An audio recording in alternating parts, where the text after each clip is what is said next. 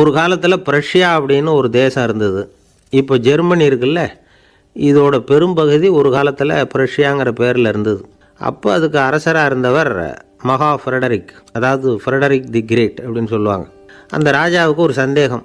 நாம் பல வகையான வரிகளை விதித்து வசூல் பண்ணுறோம், அப்படி பண்ணி வருமானம் குறைஞ்சிக்கிட்டே போகுதே, இதுக்கு என்ன காரணமாக இருக்கும்? இதுதான் அவருக்கு ஏற்பட்ட சந்தேகம். ஒரு சமயம் அந்த அரசர் தம்முடைய அமைச்சர்களையும் பிரபுக்களையும் தளபதிகளையும் கூப்பிட்டு ஒரு விருந்து வச்சார். விருந்து முடிஞ்சதும் அவங்கள பார்த்து இந்த சந்தேகத்தை கேட்டார். வரிகள் அதிகமாக விதித்து வருமானம் குறையறதுக்கு என்ன காரணம் அப்படின்னு கேட்டார். பல பேருக்கு இதுக்கு சரியாக பதில் சொல்ல தெரியல.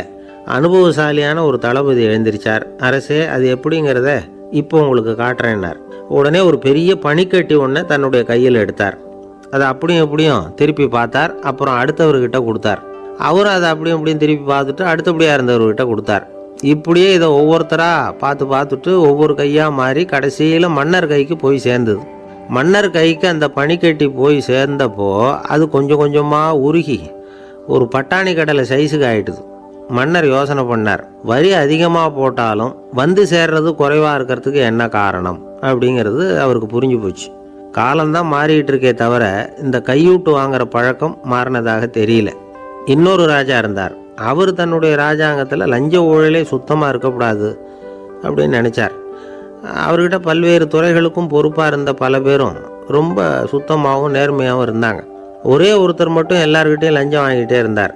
அவரை வேறு வேறு துறைகளுக்கு மாற்றி பார்த்தாரு. அந்த ராஜா என்னென்னமோ பண்ணி பார்க்குறாரு. எந்த வேலையை கொடுத்தாலும் அதுலேயும் லஞ்சம் வாங்கிறதுக்கு ஒரு வழியை உண்டு பண்ணிக்குவார் அந்த ஆள்.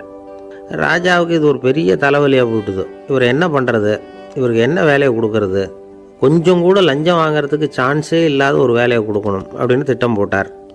ஒரு நாள் அவருக்கு அந்த உத்தரவும் போட்டுட்டார். அதாவது அவருக்கு என்ன வேலைன்னா, கடற்கரையில் தான் அவருக்கு ஆஃபீஸ். அங்கேயே இருந்துக்க வேண்டியது.